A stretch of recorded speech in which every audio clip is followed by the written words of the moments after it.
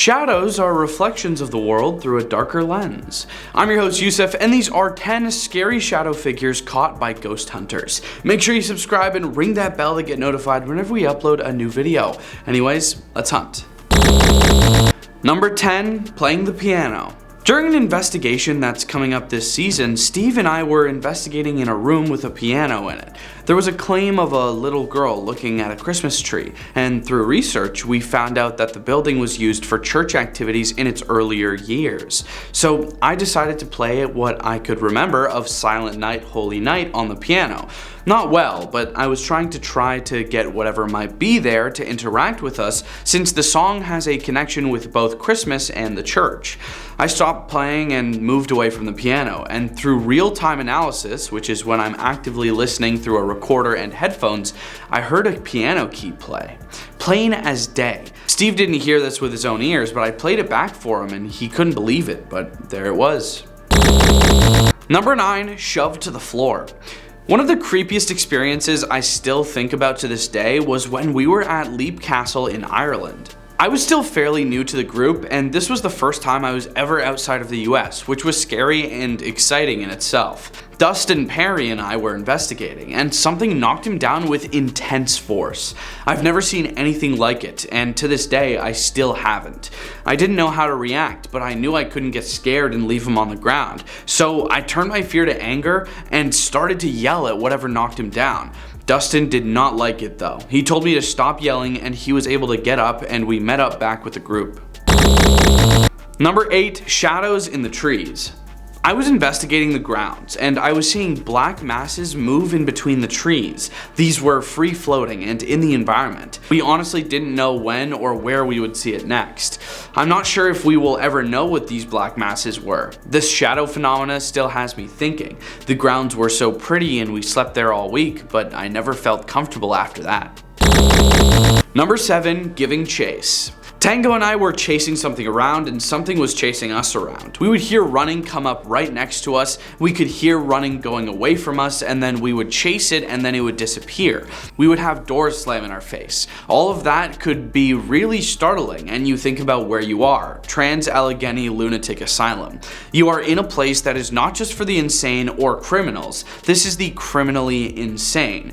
Really bad people. One story was that one patient stuck his roommate's head under the bedpost and started jumping up and down on the bed until his eyes popped out. Then the guy just went back to eating dinner. The staff came in and were like, "Where's your roommate?" He's like, "Oh, he is on the floor." There he was, head bashed in, eyes popped out. He was just eating dinner. Didn't think anything of it. Another patient jumped across the bed and gouged his roommate's eyes out with his thumbs. That guy didn't pass away, but that is the kind of trauma and crazy stuff that has been seen. Number 6, Waverly Hills. Every time I go there, there has been activity. I have been there about 10 times. I had a crazy experience there, and it didn't happen in the death tunnel or the hallways. It happened on the top floor, floor 5. I was walking, and to my right, I thought it was maybe Tango or another investigator, and I realized that he was behind me and there was no glass in the window pane. They were all knocked out. Not one pane had glass. I saw legs next to me and thought it was a reflection, and Tango said, "Steve, there's no glass there." That's when I realized that I saw something walking. Even though I've never seen a ghost, that could be the closest I've ever come. That could be the only place that I've seen an apparition or ghost. Number 5, Gray's Armory. All aboard the ghost train. We had a lot of activity going on. Everybody was experiencing things. There was a point when I was talking to Sam Hawes when I was pinched in the shoulder and it startled me. At first I thought it was one of the guys, but then I turned around and nobody was there. So the rest of the time I was on edge, wondering if someone was going to touch me again. Gray's was an all men's club and women are in there now, so they weren't sure if they liked that. We weren't doing this while investigating, so being touched when we don't ask anybody to touch us makes us a little startled. Number 4, full body apparition. Grant and I both experienced something we didn't want to tell each other until we got outside and told someone else. That way we didn't feed off of each other. We both witnessed what appeared to be a full body apparition turn and move through a building, and we quickly followed it. It was mind-blowing, just the fact that something was there moving by us and we both experienced it at the same time, and we experienced the same thing. Number 3, smacked by the equipment.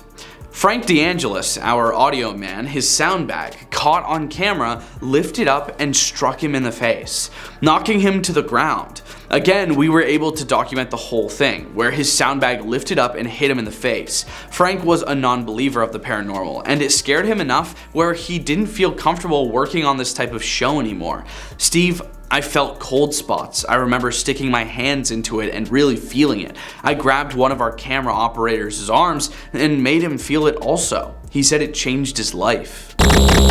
Number 2, dark shadow at the staircase. This dark shadow moving up the top of the staircase in front of us that we were able to catch on camera. It got up to the top of the staircase and leaned over. It didn't send over the motion light at the top, but it should have because it seemed solid enough. As soon as we got up there, we sent off the motion lights. We saw this thing go all the way up, and as we got up there, nothing was there, which means at some point it passed us going back down as we went up. Number 1, Stanley Hotel. My top is the Stanley Hotel in Estes Park, Colorado. I was staying in the room all week long and the glass shattered from the inside out that was on the table next to my bed. That was caught on camera. A little while later, my closet door on camera decided to unlatch itself open and then close. Again, it was all caught on camera. Why it was the scariest moment is because I had to stay in that room for another 5 days, alone, in a haunted hotel room. Thanks for watching. Those were 10 scary shadow figures caught by ghost hunters. Leave a like and comment if you think we missed anything, and we hope you have a scary day.